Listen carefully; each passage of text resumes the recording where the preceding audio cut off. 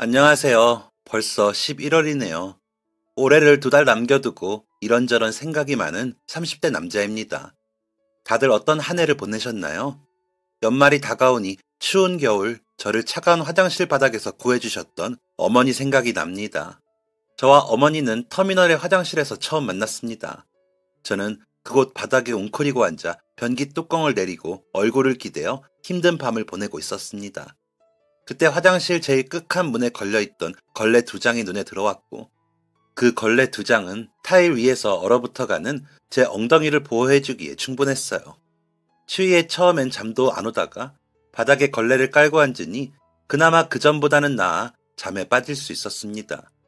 화장실 타일을 타고 올라오는 냉기는 정신을 혼미하게 했지만 건물 밖에 부는 한겨울 칼바람에 비하면 따뜻한 편이었거든요. 그렇게 잠들었던 시간도 잠시, 사람도 불빛도 없는 깜깜한 밤이 지나고 푸른 새벽이 화장실 창을 향해 들어오고 있었어요. 발소리 하나 들리지 않던 화장실에 불이 탁 하고 켜졌습니다. 눈꺼풀 사이로 비집고 들어오는 환한 불빛에 정신이 들었어요. 감고 있던 한쪽 눈을 떠 반사적으로 문이 잘 잠겨 있는지 확인했습니다. 뭐야? 걸레가 다 어디 갔어? 분명 여기다가 뒀는데 다른 데 두었었나? 어디 두었더라? 나 참, 내 정신 좀 봐. 여러 번 문을 여닫는 소리가 들려왔습니다. 아무래도 제 엉덩이 밑에 깔린 걸레를 찾는 듯 했어요. 어떡하지? 어떡하지? 제발 그냥 넘어가기를 바랐어요. 여러 번 화장실 문이 열리고 닫히는 소리가 들리다가 발소리가 우뚝 제 앞에 멈춰섰습니다. 덜컹덜컹. 제가 있는 칸의 문이 열리지 못하고 덜컹거리는 소리를 내니 칸 앞에 서서 문을 열려던 사람의 당황하는 목소리가 연이어 들렸어요. 뭐야, 이건 또 왜 이래? 안에 누가 있어요? 저는 들키지 않으려 입을 틀어막고 최대한 숨 죽였습니다. 밖에서 한숨소리가 들려왔어요. 아유, 문도 안 열린 터미널에 누가 있을 리가 있나. 아이고, 문을 누가 걸어 잠근겨. 안에 사람이 없다고 생각했는지 발걸음이 멀어졌고 들키지 않았다는 것에 안도하며 다시 고개를 기대었습니다. 그런데 얼마 가지 않아 갑자기 역한 문이 열리는 소리가 들렸고 이놈의 문짝은 시도 때도 없이 고장. 엄마야! 놀라는 비명소리와 함께 제 머리 위로 긴 막대 하나가 떨어졌습니다.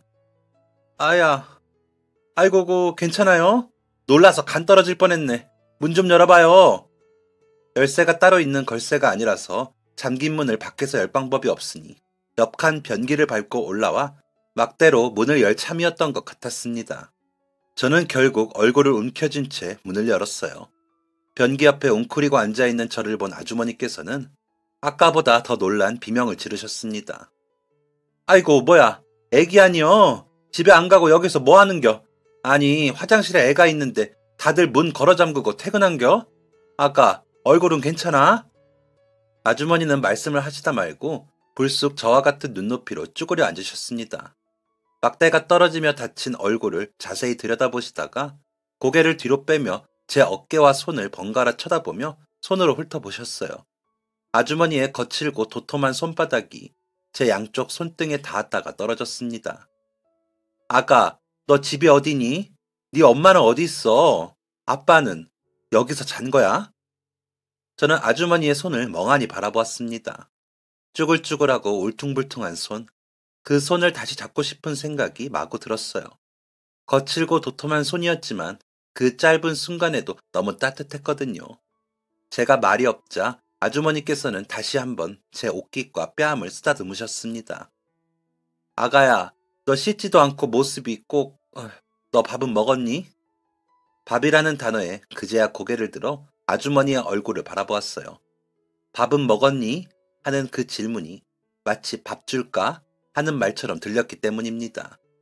손만큼이나 쭈글쭈글한 얼굴을 한 아주머니께서 한참을 대답 없이 자신을 빤히 바라보기만 하는 제가 우스웠는지 피식하고 바람 빠진 웃음을 내뱉으셨습니다. 뭘 그리 빤히 보기만 하는겨. 아이고, 이 어린 것이. 어여 일어나 밥 먹으러 가자. 아주머니는 그런 저를 일으켜 세워 터미널 근처에 있는 국밥집으로 데려가셨습니다. 따끈하고 짭짤한 국물이 입안에 들어오자 눈물과 콧물이 멈추지 않고 흘렀습니다. 아주머니는 그런 저를 보며 혀를 쯧쯧 차면서도 휴지를 뜯어 얼굴 여기저기를 닦아주셨어요. 천천히 꼭꼭 씹어 먹어. 아주머니는 그렇게 말씀하셨지만 저는 천천히 먹을 수가 없었습니다. 너무 맛있었거든요. 식사는 순식간에 끝이 났습니다. 아가, 너 혼자 목욕할 수 있어? 식사가 끝나고 아주머니 손에 이끌려 도착한 곳은 목욕탕이었습니다. 네, 그러면 여기 들어가서 목욕하고 이따 아줌마가 다시 데리러 올 테니까 그때까지 기다릴 수 있겠어? 너 밥 먹인다고 늦었어. 아줌마 지금 뛰어가도 엄청 혼나. 네. 김 사장, 얘 혼자 목욕할 건데 괜찮지? 나 마칠 때까지는 여기 있어야 될 것 같은데. 얘가 누군데 그려? 아유, 말하자면 복잡해. 부탁 좀 해. 나 금방 올게. 걱정 말고 댕겨와. 자, 보자. 아가, 이 열쇠 가지고 들어가서 씻으면 돼. 다 씻으면 이리로 나와. 여기 앉아서 기다릴게. 할 수 있지? 네. 저는 목욕탕 아주머니가 주신 열쇠를 가지고 혼자 목욕탕으로 들어갔습니다. 따뜻하다 못해 후덥지근한 목욕탕에 들어가니 고드름처럼 얼어붙었던 손가락과 발가락이 흐물흐물 녹아내리는 듯 했어요. 그렇게 따뜻한 물로 한참 목욕을 하고 나오니 목욕탕 아주머니께서 바나나 우유에 빨대를 하나 꽂아 제게 내미셨습니다. 먹어, 달어. 먹어본 기억이 있는 우유였어요. 달콤하고 향긋한 우유를 그대로 쭉 한 모금 하고 앉아있으니 목욕탕 아주머니께서 다시 말을 걸어오셨습니다. 이름이 뭐야? 몇 살이니? 아주머니께서는 그 외에도 여러 질문을 해오셨지만 저는 아무것도 대답할 수가 없었습니다. 제가 아는 것이 없었거든요. 저는 저를 모르는 사람이었습니다. 나는 태어나서 한 번도 누군가에게 불려본 적이 없는 사람인가? 속으로 생각했습니다. 이름은 어떻게 아는 거지? 아주머니께서 주신 수건들을 네모난 모양으로 개고 있으니 시간은 금방 흘렀습니다. 쨍그랑 출입문에 달린 종이 울릴 때마다 입구를 쳐다보았습니다. 다시 오신다고 했던 아주머니께서 오시지 않을 것 같았거든요. 그러나 그런 저의 생각과는 달리 수차례 종소리가 울리고 나서야 아주머니께서 문을 열고 들어오셨습니다. 아가, 가자 이제. 오늘 일찍 퇴근이네. 네, 봐줘서 고마워. 먼저 들어갈게. 문을 열고 나오자 하늘에서는 눈이 내리고 있었습니다. 무수한 흰색 동그라미들이 하늘에서 떨어져 아스팔트 위에서 스르르 녹아 없어지고 있었어요. 저는 아주머니의 손에 이끌려 시내버스에 올라탔습니다. 버스는 한참을 달렸어요. 한적한 어느 마을 골목에 도착해서야 아주머니를 따라 버스에서 내릴 수 있었습니다. 그리고 그곳은 여러 명의 어린 아이들이 살고 있는 보육시설이었습니다. 아주머니는 저를 앉혀두고 한참 그곳의 선생님과 이야기를 나누었습니다. 선생님은 제게 몇 가지 질문을 해오셨지만 저는 기억이 나질 않아 제대로 대답할 수 없는 것들이었어요. 아가, 좋은 일만 있을 거야. 스르르. 아주머니의 신발 위로 눈송이 하나가 떨어져 녹아내리는 것을 마지막으로 눈이 그쳤습니다. 아주머니는 그렇게 떠나셨고 저는 그곳에서 다음 날까지 여러 질문들에 대답을 해야 했습니다. 경찰 아저씨가 오시기도 했어요. 몇 가지 대답을 해주면 경찰관 아저씨들이 엄마 아빠 찾아줄 수 있을지도 몰라. 하지만 정말 대답을 할 수가 없었습니다. 묻는 것들은 온통 제가 모르는 것들 뿐이었거든요. 저의 이름, 나이, 부모님 이름, 나이. 그럼 혹시 화장실에서 자기 전에는 어디에 있었니? 어떤 산이요. 산? 산속에 있었어? 네. 산속에 있었구나. 그러면 산속에 있기 전에는 어디에 있었는지 말해줄 수 있을까? 경찰 아저씨의 그 질문을 듣자 갑자기 머릿속에 어떤 것들이 빠르게 휘몰아치는 듯 했습니다. 진짜 우리 아들도 아닌데 뭐하라 그래. 그래도 여태 키운 정이 있는데. 됐고, 난 더 이상 누구도 책임지고 싶지 않으니까 내다 버리자. 내다 버리다니. 어디 섬마을이나 산속에 내버려두고 오자고. 가뜩이나 집안 망해서 우리 몸 하나 가누기도 힘든데 우리 피 한 방울 안 섞인 애 데리고 뭐 어떻게 더 잘 살 수 있는데? 오빠 진짜 그럴 거야? 그게 싫으면 네가 데려다 키우던가. 근데 그럼 너 나랑도 끝이야. 누군 뭐 좋아서 데리고 사는 줄 알아? 우당탕탕 집안의 물건들이 깨지고 부서지는 소리들. 그리고 그날 밤 울며 도망치는 저를 번쩍 들어 차에 태우던 아저씨의 손길. 밤새 달려 도착한 어느 산골짜기에서 잠결에 아저씨를 따라 내린 저는 그렇게 혼자 어두운 숲속에 남겨지게 되었습니다.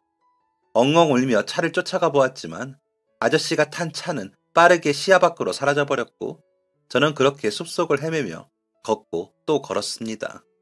그렇게 걸어 도착한 곳이 터미널이었고 그 사람들이 누구인지 제 이름은 무엇이고 나이는 몇 살인지 하는 것들은 아무것도 기억이 나질 않았어요.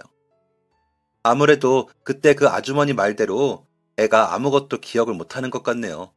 출생신고는 된 아이이긴 한 건지. 일단 저희가 잘 보살펴야죠. 혹시 미아신고 실종 들어오면 유심히 부탁드리겠습니다. 네, 우선 센터에서 절차에 따라 잘 부탁드립니다. 아이를 데려다 준 그분과도 이야기를 나눠보고 싶은데 어디서 일하는 분이라고 하셨죠? 아, 터미널에서 일한다고 했었어요. 그렇게 저는 여러 아이들과 함께 그곳에서 지내야 하는 모양이었습니다. 춥지도 않고 배가 고프지도 않아 지낼만 했어요. 하지만 둘째 날 밤부터였습니다. 자꾸만 꿈에 그 아주머니께서 나오시는 거예요. 처음 화장실 칸 안에서 마주쳤던 그 얼굴을 하시고는 예, 아가, 가자 이런 말들을 하시는 거였습니다. 며칠째 같은 꿈이 반복되었어요. 자꾸 꿈이 반복되니 얼이 빠진 것처럼 굴게 되더라고요. 그렇게 일주일 내도록 아주머니가 나오는 꿈을 꾸고 저는 센터를 뛰쳐나와 도망을 쳤습니다. 자꾸 그러니 정말 그 터미널로 다시 가야 할 것 같았어요. 센터에 지내며 용돈으로 받은 동전을 쥐고 버스에 올라탔습니다. 버스는 보육원으로 오던 그날처럼 달리고 달려 터미널에 도착했어요. 깜깜해진 저녁 터미널에 내리는 사람들의 얼굴에는 하나같이 표정이 없었습니다. 저는 누가 볼세라 화장실로 뛰어들어가 그때 그 구석 칸의 문을 걸어 잠갔습니다. 새벽이 되면 그때처럼 아주머니가 오시리라 믿고 메고 온 가방에서 베개를 꺼내 엉덩이 밑에 깔고 잠을 청했어요. 내일이면 아주머니를 만날 수 있다는 생각에 왜인지 하나도 춥지 않았습니다. 이게 또 왜 잠겨 있어? 화장실 바닥에서의 밤은 금방 지나갔습니다. 익숙한 목소리에 잠에서 깨니 푸르스름한 새벽이 찾아와 있었어요. 그날처럼 문 앞에 아주머니께서 서성이는 소리가 들려왔습니다. 저는 또 놀라게 해드리고 싶지는 않아 일부러 옷을 펄럭이는 소리를 내며 자리에서 일어났습니다. 뭐야, 안에 사람 있어요? 설마. 똑똑. 아주머니께서 문을 두드리는 소리가 났습니다. 저는 기다렸다는 듯 걸쇠를 풀고 문을 열었어요. 문 밖에 당황한 채 서 계시던 아주머니의 눈동자가 더 동그래졌습니다. 아니, 왜? 저 왔어요. 아가, 너 거기서 무슨 일 있었니? 왜 또 여기서 잔 거야? 아니요. 아줌마가 자꾸 꿈에 나와서 저를 불렀어요. 내가? 아니, 그렇다고 이렇게. 저건 또 뭐야? 아줌마 만나려면 여기서 자야 하는데 걸레 깔고 자면 아줌마 놀라니까 아무거나 챙긴다는 게. 날씨가 이렇게 추운데 여기서 또 잠을 잤다는 거니? 아가, 너 괜찮아? 아이고, 열난다. 아주머니는 걱정스러운 얼굴을 하시고는 제 이마를 여러 번 짚어보셨어요. 제 이마에 닿는 아주머니의 손은 그 전과는 달리 차가운 온도를 하고 있었어요. 대책도 없이 객기를 부려 터미널에서 또 밤을 지새운 제게 하늘이 내린 벌이었습니다. 저는 그렇게 호되게 감기를 앓았어요. 감기에 걸린 채 계속 화장실에서 지냈느냐고요? 아니요. 아주머니께서는 정말 감사하게도 저를 아주머니 댁에 머무를 수 있게 해주셨습니다. 이름도 나이도 모르는 저를 안타까워하시며 이름을 지어주기도 하셨습니다. 밥 먹었냐는 말에 고개를 번쩍 들고 쳐다보는데 그 모습이 짠하고 안쓰러우면서도 그게 꼭 간식이라는 단어만 들어도 귀를 쫑긋하고 쳐다보는 강아지 같아서 어찌나 귀엽던지 며칠 씻지도 못했는지 꼬질꼬질한 몰골을 하고 냄새를 풍기는데 이름을 물어도 대답이 없고 부모가 버리고 갔나 싶었어. 대충 눈치로 알 것 같았는데도 속으로 계속 그랬어. 얘가 부모를 다시 찾을 수 있게 해주세요. 보육원에 바래다 주면서도 제발 좋은 일이 있게 해주세요 하고 그렇게 잊고 사나 했는데 웬걸 떡하니 똑같은 자리에서 뿅 하고 나타나는 거 아니겠어? 그 순간에 깜짝 놀라고 심장이 쿵 떨어지면서도 호준아, 이 엄마가 속으로 내심 좋더라. 반갑더라. 강아지 같은 눈망울을 하고 꿈에 내가 며칠을 나왔다고 말하는데 울컥하고 뜨거운 게 목구멍까지 올라와 어쩔 수 없다는 핑계로 얘를 데리고 집에 와서 재우면서도 밤새 고민했어. 근데 어디로 보낼 거야? 다시는 보내고 싶지가 않더라. 혹시나 또 같은 슬픔을 겪게 하고 싶지가 않았어, 엄마는. 아주머니 댁에서 지낸 지 한 달 정도 되었을 때 직장 때문에 타 지역에 가서 살고 있다는 아주머니의 아들이 올라왔습니다. 저를 보고 놀란 표정을 숨기지 못하는 그 형에게 아주머니는 긴 시간 동안 그 형의 손을 잡고 이야기를 늘어놓으셨어요. 저는 이야기가 끝날 때까지도 방 안에서 한 발자국도 나오지 못하고 문 뒤에 숨어 두 사람의 이야기를 훔쳐들었습니다. 나중에 부모가 나타나기라도 하면 그땐 어쩌시려고 그러세요? 그때가 오면 마음은 공허하겠지만 애가 하고 싶은 대로 하게 도와줘야지. 저 아이 이름이 뭐라고 했었죠? 호연이. 호연아, 이리 나와볼래? 대화를 엿듣던 중 형이 갑자기 저의 이름을 불렀습니다. 저는 쭈뼛쭈뼛 죄지은 아이처럼 형과 어머니 앞에 섰습니다. 뻣뻣하게 굳어있는 저를 달래기라도 하듯 형의 손이 팔을 쓸어내렸습니다. 다정하고 따뜻한 손길이 어머니를 많이 닮아 있었습니다. 호연아, 만나서 반가워. 난 장호준이라고 해. 너보다 15살이나 많아서 아저씨처럼 느껴지겠지만 네가 여기 계신 엄마의 아들이 된다면 나 또한 너의 형이야. 넌 내 동생이 되는 거고. 네, 형이라고 불러볼래? 형. 그래, 호연아. 필요한 거 있으면 언제든지 형한테 전화해. 이거 형 번호야. 엄마 말씀 잘 듣고 아프지 말고 씩씩하게 지내고 있어. 또 놀러 올게. 네, 형. 감사합니다. 형이 가고 잠자리에 드는 그 순간까지도 형의 말이 제 머릿속을 맴돌았습니다. 엄마의 아들이 된다면 나 또한 너의 형이야. 넌 내 동생이 되는 거고. 내게 가족이 정말 생길 수 있을까? 아버지라고 생각하며 자랐던 아저씨의 손에 이끌려 산속에 버려지던 그 밤이 떠올랐습니다. 엄마 말씀 잘 듣고 아프지 말고 씩씩하게 지내고 있어야겠다. 매일 밤마다 형이 해주었던 말을 곱씹으며 잠자리에 들었습니다. 하루하루 지날수록 아주머니와 제 사이는 각별해졌고 저는 더 이상 눈물을 흘릴 일이 없었습니다. 꿈을 꾸고 있는 건가? 라는 생각이 들 정도로 저를 많이 예뻐해 주셨어요. 저는 어른이 된 지금도 사람들이 제게 첫사랑을 물으면 그때를 이야기합니다. 사랑이라는 감정이 무엇이고 또 그것이 얼마나 행복한 감정인지를 처음 알려주신 분이었으니까요. 행복한 나날을 보내던 어느 날이었어요. 퇴근을 하고 돌아오신 어머니께서 현관문을 벌컥 열고 들어오시며 소리쳤습니다. 호연아! 호연아! 저는 놀라서 벌떡 일어나 현관으로 달려갔습니다. 한껏 상기된 얼굴의 아주머니께서 저를 와락 끌어안으셨어요. 호연아, 이제 너 우리 가족이다. 너 이제 내 아들이야. 아주머니, 아니, 어머니 손에 쥐어진 종이가 힘차게 펄럭였습니다. 그 일이 있기 몇 달 전부터 집의 분위기가 조금 달라졌습니다. 형이 자주 집에 올라왔고 어머니는 늘 무언가를 읽어보시며 공부를 하시는 듯 했어요. 하루는 어머니께서 저를 불러다 앉히시고는 이런 말씀을 하셨습니다. 호연아, 너 아줌마 아들 할래? 네. 그 물음에 망설였던 이유는 단 하나였습니다. 어떻게 더 기뻐하며 대답할 수 있을까 하는 고민 때문이었어요. 하지만 네라는 한 글자보다 더 확실하고 정확하게 제 마음을 전할 수 있는 대답은 없었던 것 같아요. 그 대화가 있은 후로 어머니와 함께 손을 잡고 어딘가로 가 모르는 사람들과 대화를 나누기도 하고 저희 집으로 그 사람들이 방문해 이야기를 하며 제 방 소개를 하기도 했어요. 그 과정 동안 볼 수 없었던 어머니의 편안한 웃음이 그제야 터져나온 듯 했습니다. 그렇게 저는 김연임이라는 여인의 아들로 5년을 행복하게 살았습니다. 행복은 길지 않았어요.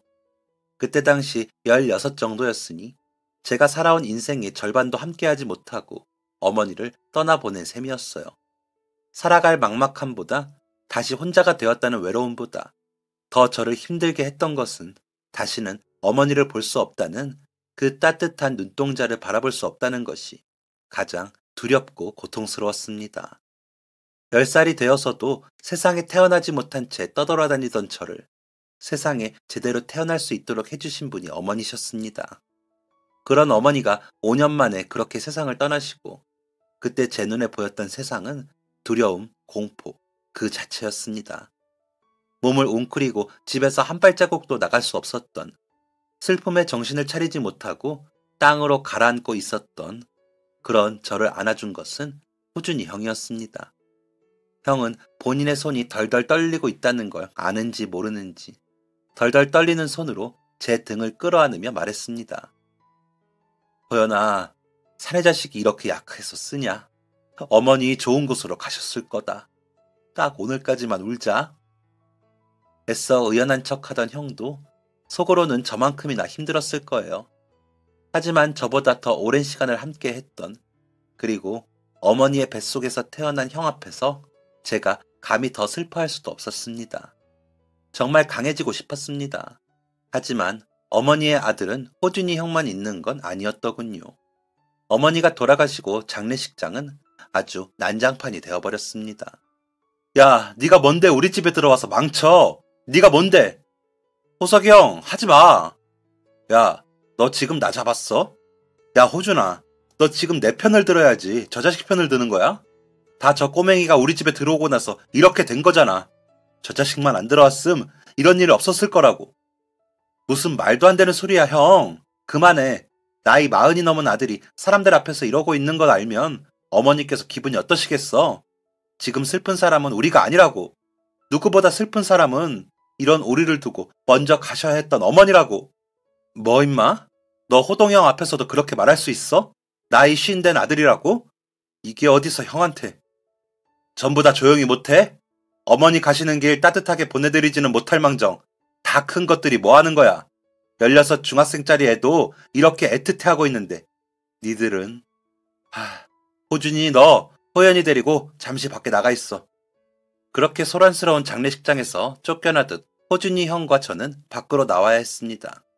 각자의 사연으로 조문을 온 조문객들이 저마다 하하호호 웃고 떠드는 소리, 엉엉 땅이 꺼져라 울어대는 소리가 복도에 울려 퍼졌습니다. 호준이 형은 건물 앞에 있는 벤치에 앉아 한숨을 크게 쉬었습니다. 호석이 형 말 신경 쓰지 마. 내가 둘째 형이랑 7살 차이야. 형이 날 무시할 만하지. 내가 우리 집 늦둥이 막내였거든. 네가 오고 난 막내에서 탈출했지만. 호연아, 호석이 형 말 정말 신경 쓰지 마. 저 형, 엄마가 너 막내 아들 삼는다 그러셨을 때 네 사진 보고 귀엽다고 예쁘다고 했던 형이야. 예쁜 동생 있어 든든하다고 그랬던 형인데 어머니가 돌아가셔서 힘들어서 괜히 너한테 그래. 아무리 힘들어도 너한테 그러면 안 되는 건데. 일단 너한테 사과할 때까지는 너도 화나 있어. 그래도 돼. 다만 나 네가 상처받을까봐 걱정돼서. 상처받지 말라고 하는 말이야. 응, 형, 알겠어. 내가 큰형을 어떻게 미워해. 밉지도 않고 나 상처 같은 거 안 받아. 그보다 난 지금 엄마가 보고 싶어서 그게 제일 힘들어. 형도 마찬가지겠지만. 그래, 내가 이렇게 힘든데 어린 넌 얼마나 힘들겠니. 마음이 너무 힘들어도 호연아, 네 곁에 내가 있다는 거 잊지 마. 하늘에서 늘 엄마가 보고 계신다는 것도 잊지 말고. 너 어른 될 때까지는 어머니 대신 네 곁에 있어줄게. 약속해. 어머니의 장례가 끝나고 저는 형이 살고 있는 지역으로 내려가 지내게 되었습니다. 모든 것이 어색하고 미안했어요. 이 미안함과 고마움을 갚을 수 있는 방법은 공부뿐이라고 생각했습니다. 형이 무리하지 말라고 이야기할 만큼 저는 공부에 몰두했어요. 학교를 마치면 무조건 집으로 향했고 회사에서 열심히 일을 하고 있는 형을 대신해 집 청소를 먼저 했습니다. 그리고 독서실에 가 공부를 하는 것이 저의 일상이었답니다. 그렇게 공부를 하고 따뜻한 밥을 먹고 좋은 잠자리에서 잠들 수 있다는 것이 행복했습니다. 무엇보다 어머니가 돌아가시고 나서도 제게 남아있는 가족이 있다는 것이 가장 큰 행복이었어요. 흔쾌히 자신의 집에 저를 데리고 간 형을 위해서라면 무엇이라도 할 수 있었습니다. 어머니께서 살아계셨다면 어머니를 위해서도 저는 그럴 준비가 되어 있었고요. 그렇게 형네 집에서도 5년이라는 시간을 살았네요. 제가 20살이 되던 해에 형에게는 새로운 사랑이 시작되었고 저는 형을 불러앉히고 준비했던 말을 시작했습니다. 형, 이제 나 대학 가면 기숙사에서 지내려고 해. 되도록이면 입학하고 바로 군에 지원해서 군대부터 다녀오려고. 기숙사? 기숙사에서 지내면 불편하지 않겠어? 형이 원룸 하나 얻어줄 테니까 거기서 지내는 게 나을 것 같은데. 아니야, 형. 기숙사에서 지내보고 싶은 로망이 있었어. 정말이야. 자식아, 나한테 미안해서 그러는 건 아니고? 아니야, 정말. 기숙사에서 지내보고 싶어. 아무튼 그러니까 이제 형, 내 보호자 역할 그만하고 형도 결혼해서 가정 꾸리고 살아. 형수님 같은 분 세상에 없어. 야, 요만했던 녀석이 언제 이렇게 커서 사람 보는 눈도 생기고 네 눈에도 형수가 좋은 사람이긴 하지? 형이 절대 놓치면 안 될 사람이지. 하하, 고맙다, 호연아. 어머니께서도 네가 이렇게 훌륭하게 자란 걸 알면 정말 좋아하실 텐데. 다 보고 계실 거야. 형이 나한테 얼마나 든든한 가족이 되어주었는지도 전부 다. 고마워, 형. 고맙긴. 나도 우리 가족들 중에 막둥이로 태어나서 어렸을 때부터 가난에 치여 사랑받을 시간도 없이 자랐어. 어머니께서 혼자서 형들 학교 보내시고 나까지 공부시키려니 얼마나 힘드셨겠어. 그런데도 어머니는 늘 내게 미안해하셨지. 널 처음 만났을 때 처음에는 내가 못 받은 사랑을 여유롭게 받을 네가 조금 샘나기도 했는데 널 보면 볼수록 어렸을 때 내 모습이 생각나더라. 항상 아무도 없는 집에 혼자 있었던 외로웠던 어린 시절이. 아무도 없는 집에 혼자 지내는 게 얼마나 외로운지 알면서도 돈 벌겠다는 이유로 어머니와 떨어져 지낼 수밖에 없어 늘 죄송했어. 근데 네가 오고 나서 어머니가 참 행복해 하시더라. 그래서 내 마음이 얼마나 모순적인지 깨닫게 되었어. 나한테 15살 차이가 나는 막내 동생이 생겼다고 생각하니 네가 그렇게 예뻐 보이더라고. 내가 어머니께 못해드렸던 것들을 네가 해주고 있었어. 내가 너한테 도리어 고맙지. 형, 나 진짜 열심히 공부해서 돈 잘 버는 좋은 동생이 될게. 하하, 기특하다. 정말 든든한 동생이 있어서 밥 안 먹어도 배부른데. 형이 해준 말들은 제게 또 다른 원동력이 되었고 저는 입학과 동시에 형으로부터 독립을 하게 되었습니다. 열심히 공부한 덕분에 전액 장학금을 받아 입학할 수 있었어요. 처음엔 등록금이 부담되어 대학을 가지 않으려 마음먹었었는데 그런 제 마음을 읽은 형이 더 열심히 공부해서 장학금 받아가면 되지 않겠냐고 말해주었거든요. 저 형 정말 똑똑하죠? 형의 그 말 덕분에 저는 더 똑똑한 사람이 될 수 있었던 것 같습니다. 그리고 입학으로부터 6개월이 흐른 후 저는 입대를 하게 되었습니다. 군 생활도 나쁘지 않았어요. 주어진 환경이 정말 낯설고 몸이 많이 힘들었지만 견딜만 했어요. 좋은 동기도 사귀게 되었고요. 저와 각별하게 지내던 동기 녀석은 서울에 있는 동대문에서 야간 일을 하는 친구였습니다. 제 학교가 서울인 걸 알고 함께 야간 일하면서 돈 벌어보지 않겠냐는 말을 입이 닳도록 하던 친구였어요. 전역을 하고 나서도 인연을 이어가고 싶은 제 마음과 같은 마음이었겠지요. 결국 저는 전역을 하고 학교를 다시 복학하면서 동시에 동대문 일을 시작했습니다. 낮에는 학교에서, 밤에는 동대문에서 시간을 보내면서 공부도 하고 돈도 버는 일석이조의 삶이었습니다. 하루에 3시간, 적을 때는 2시간만 자는 날도 허다했지만 성취감이 남다른 하루하루였어요. 기숙사에는 통금 시간이 있었기 때문에 친구네 원룸에서 씻고 자는 것만 해결하면서 그렇게 지냈습니다. 그런 저를 보면서 형은 늘 걱정을 달고 살았습니다. 너 진짜 그렇게 살다가 큰일 나. 용돈이 필요하면 형이 보내줄게. 제발 잠 좀 자고 놀 거 놀면서 20대답게 살 수는 없겠어? 형, 나 진짜 괜찮아. 잠 안 자는 거 힘들지도 않고. 나 태생이 잠이 없는 사람이었던 것 같아. 그리고 일도 너무 재밌어. 일하면서 사람들도 많이 사귀고 시간 남을 때 내 미래를 계획하는 것도 소소한 행복이야. 걱정하지 마. 아, 그리고 나 졸업하면 뭘 할지 결정했는데 한번 들어볼래? 한창 밤낮 없이 바쁘게 지내던 20대 초반. 제 꿈은 공인중개사였습니다. 공부 하나만큼은 자신 있었기에 자격증을 따는 것은 그리 어렵지 않았어요.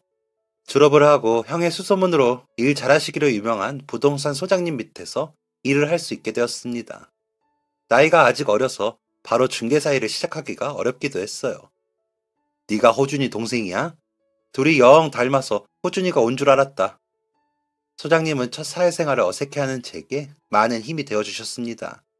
첫 직장까지 형의 도움을 받아 덕분에 편안하고 좋은 회사 생활을 하고 있다는 생각에 성공에 대한 욕심이 더 커져만 갔습니다.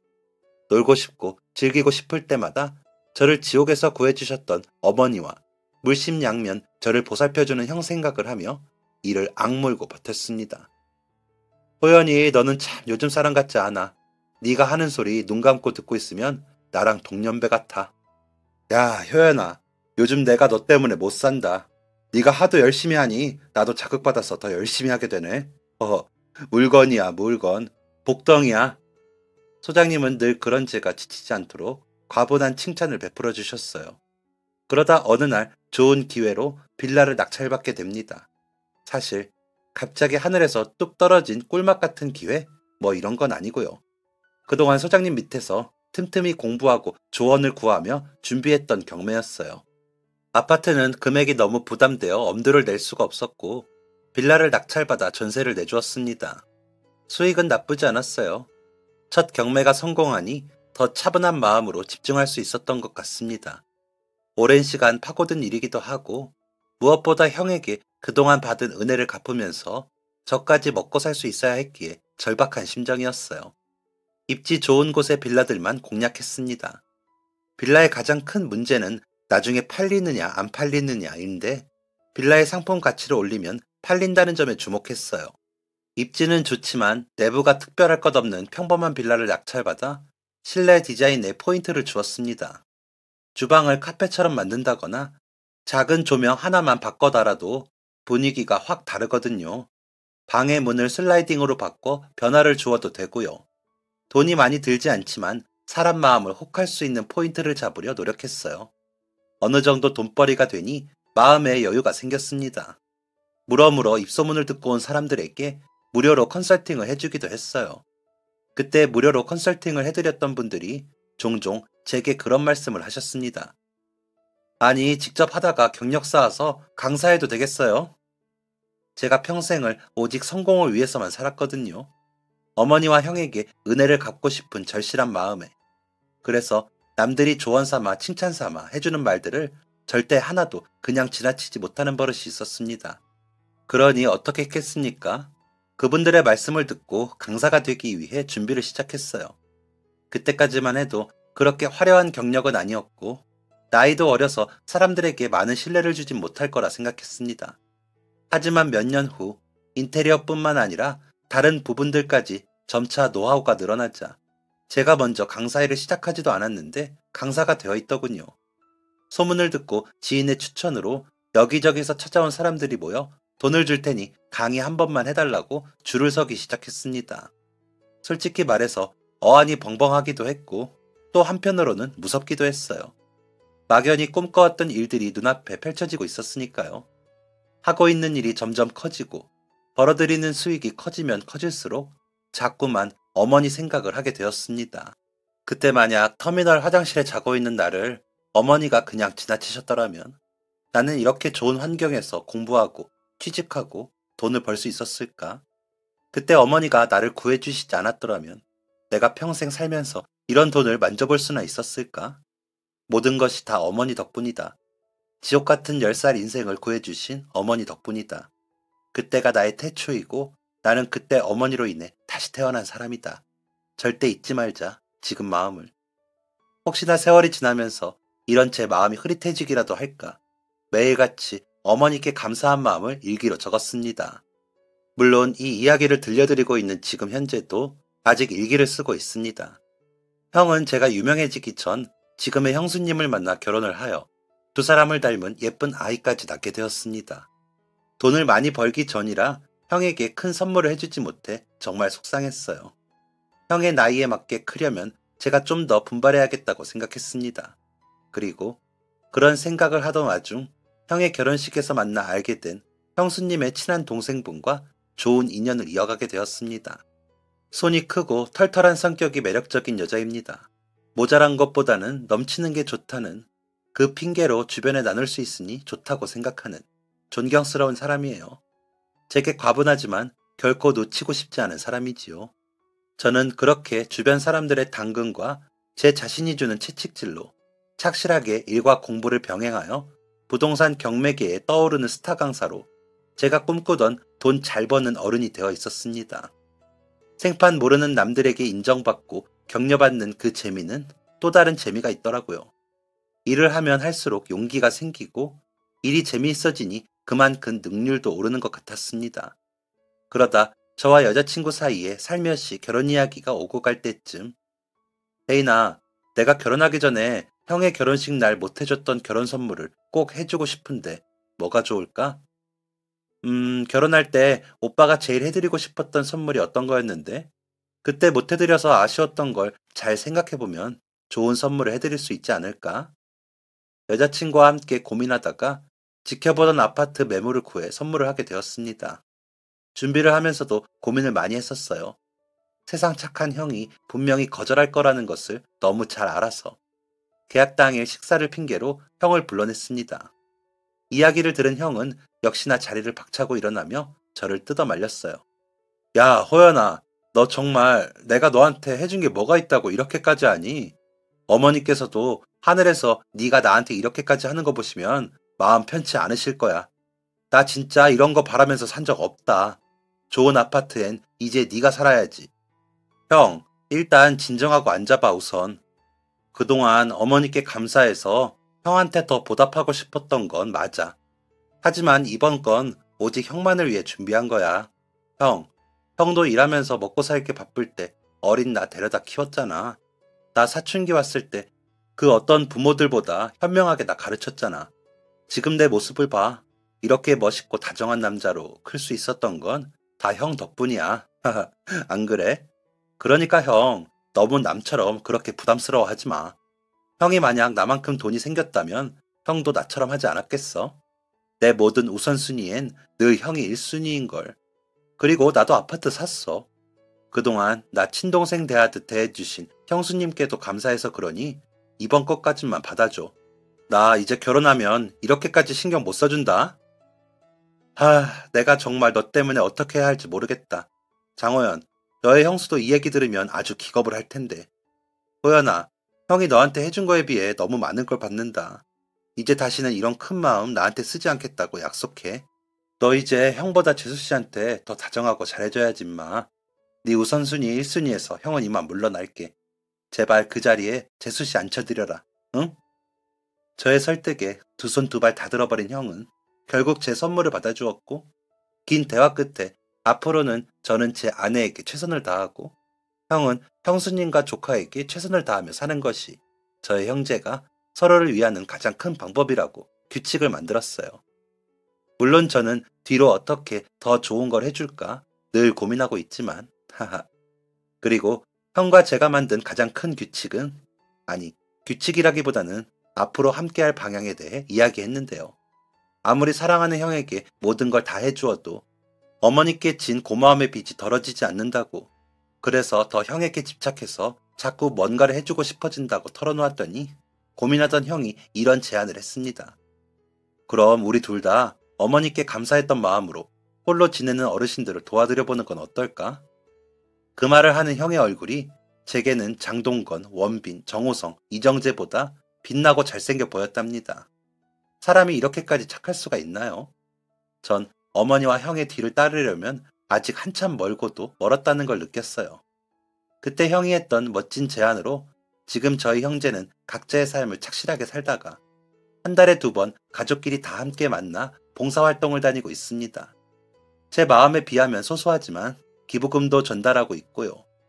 제 아내에 대해 궁금하시다면 아내 이야기를 하려니 오늘 들려드린 이야기만큼 또 긴 이야기가 시작될 것 같은데요. 제게 한없이 과분하고 매력적인 사람이라고 자랑하고 싶기는 하네요. 저 또한 늘 아내에게 좋은 남편, 자랑스러운 남편이 되고자 노력하고 있는데 아내 생각에 제가 좋은 남편일지 궁금해집니다. 사연을 보내고 나면 아내에게 한번 슬쩍 물어봐야겠어요. 여러분, 피보다 진한 사랑이라는 말을 들어보신 적 있으신가요? 저는요, 세상에서 그 말이 제일 좋습니다. 흔히들 피가 섞인 가족이라고 표현하잖아요. 전 엄마도 아빠도 없으니 지금 저의 가족들은 모두 피가 섞이지 않은 가족들이거든요. 그래서 그 말이 좋아요. 피보다 진한 사랑. 꼭 피가 섞인 가족이 아니더라도 이렇게나 뜨겁고 진한 사랑을 나누는 가족들이 제 곁에 있다는 증거니까요. 이 사랑 절대 놓치지 않겠습니다. 그리고 지금도 제 목구멍을 타고 넘쳐 흐르는 이 무한한 사랑과 감사함을 꼭 세상에 나누고 베풀며 살겠습니다. 제 작은 도움을 받는 한 분 한 분 모두가 피보다 진한 사랑이라는 게 정말 세상에 있다는 걸 믿을 수 있도록 더 많이, 더 넓게 나누고 살겠습니다. 그리고 그분들 역시 훗날 시간이 지나서 지금의 저처럼 남들에게 나누고 싶은 마음이 충만한 사람이 될 수 있기를 기도해 봅니다. 이야기 들어주셔서 감사합니다. 여러분은 이제 앞으로 제가 나눌 사랑의 증인이십니다. 이야기를 들어주신 여러분에게도 항상 좋은 일, 감사한 일이 가득하시길 진심으로 응원합니다. 감사합니다. 지금까지 사연 들어주셔서 감사합니다. 사연이 재밌으셨다면 구독과 좋아요를 눌러주세요. 감사합니다. 안녕히 계세요.